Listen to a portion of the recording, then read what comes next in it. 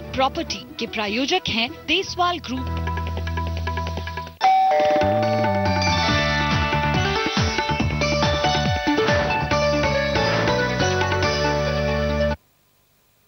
आप देख रहे हैं आपकी प्रॉपर्टी। मंदी का माहौल है और इस माहौल में प्रॉपर्टी मार्केट में स्कीम्स की भरमार है। स्कीम्स के बहाने डेवलपर्स ग्राहकों को लुभाने का हर दांव चल रहे हैं। तमाम ऑफर्स में इंटरेस्ट सबवेंशन स्कीम सबसे ज्यादा लोकप्रिय है।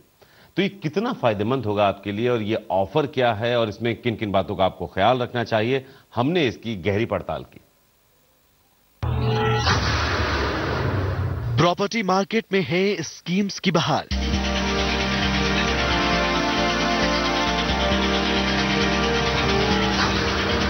कहीं है डिस्काउंट्स की फुहार, तो कहीं मिल रही है फ्री में कार।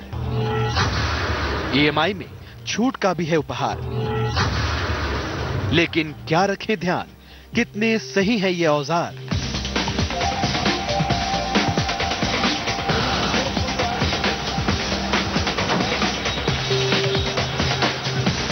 दिल्ली एनसीआर में जगह जगह लगे होर्डिंग्स घर खरीदारों को न्योता दे रहे हैं कि वो कैसे भी करके डेवलपर के प्रोजेक्ट तक पहुंच जाएं।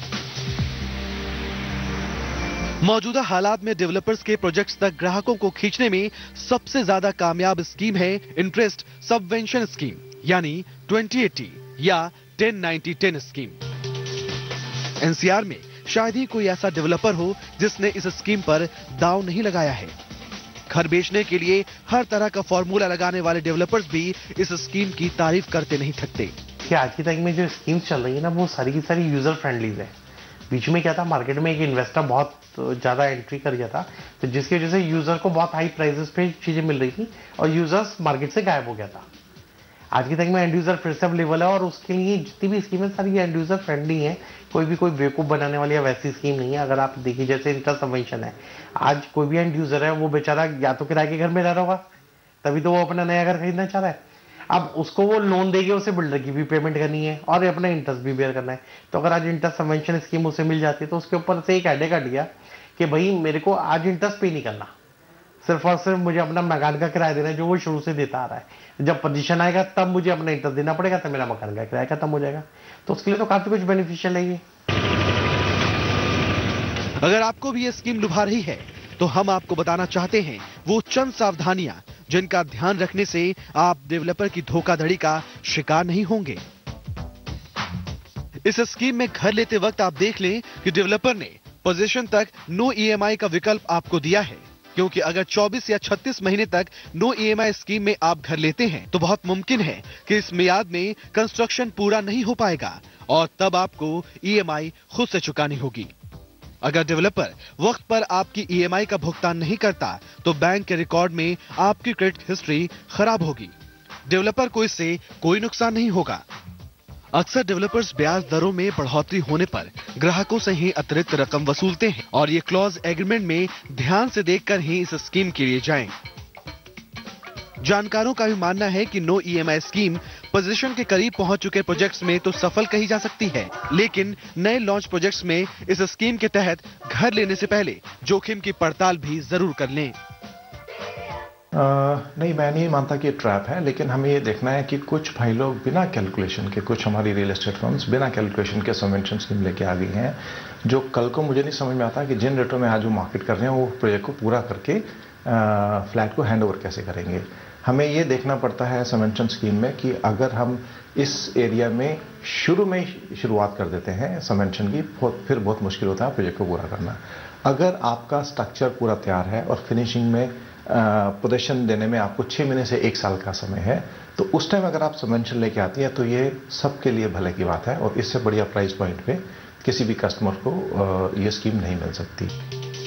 अब आते हैं इस स्कीम के सबसे बड़े सच, यानी क्या ये ऑफर वाकई में आपको कम कीमतों में घर दिलाने का सही दावा कर रहा है।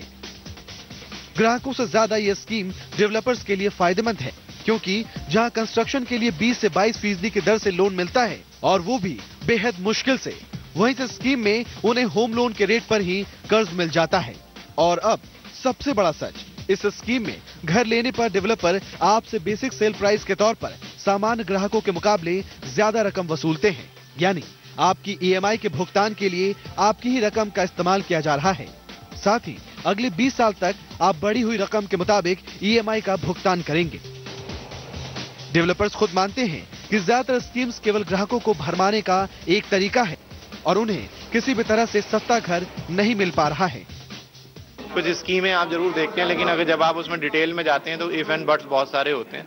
तो I don't want to go into the detail कि वो स्कीम्स क्या हैं, लेकिन बायर जब भी जाता है तो उसको खाली प्राइस नहीं देखनी है, उसको बिल्डर, उसका track record, development of the project, क्या फैसिलिटीज हैं, कब वो बन के आएगा, ये बारी चीजें भी देखने की जरूरत है। एंड कंप्लीट डील को समझने की भी जरूरत है कि वो डील में अल्टीमेटली एक तरफ से उठा के दूसरी तरफ कहीं पैसे देने वाली बात तो नहीं है। इस स्कीम ने डेवलपर्स को इतनी राहत पहुंचाई है कि 2015 में भी ये स्कीम ऐसे ही जारी रहने की उम्मीद डेवलपर्स को है। हमें लगता है कि अब जैसे गवर्नमेंट नहीं आ गई है और संकेत भी मिलने शुरू हो गए हैं कि हमारी जो होलसेल प्राइस इंडेक्स है और इन्फ्लेशन है, they are coming under control.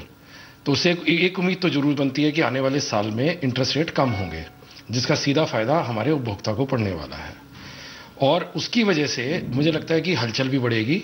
जो आज की डेट में हम सिर्फ स्कीम्स के ऊपर डिपेंडेंट है ना, नए नए तरीके लोग खोज रहे हैं अपने आप को चालू रखने के लिए, तो मेरे ख्याल से वो एक कंटिन्यू रहेगा और एक स्थायी स्टेबिलिटी आ जाएगी मार्केट। यानी इस स्कीम में घर लेने से पहले पूरी तरह से जांच पड़ताल करने के बाद ही आखिरी फैसला करें। खासकर ये गणित जरूर देख लें कि आप नो ईएमआई के चक्कर में पड़कर हमेशा के लिए महंगी ईएमआई का बोझ तो लेने की तैयारी नहीं कर रहे। अगर आज ज्यादा कीमत पर घर लिया तो फिर पोजीशन के बाद बड़ी ईएमआई भी आपको ही चुकानी होगी। आदित्य केराना, दिल्ली आज तक। तो आपकी प्रॉपर्टी में हमारा मकसद यही होता है कि हम आपको ये जितने ऑफर्स हैं, जितनी स्कीम्स हैं, इनके पीछे तथ्य क्या है, सत्य क्या है और आपको किन किन बातों का ख्याल रखना चाहिए, इन पर हम आपको बता सकें। बहरहाल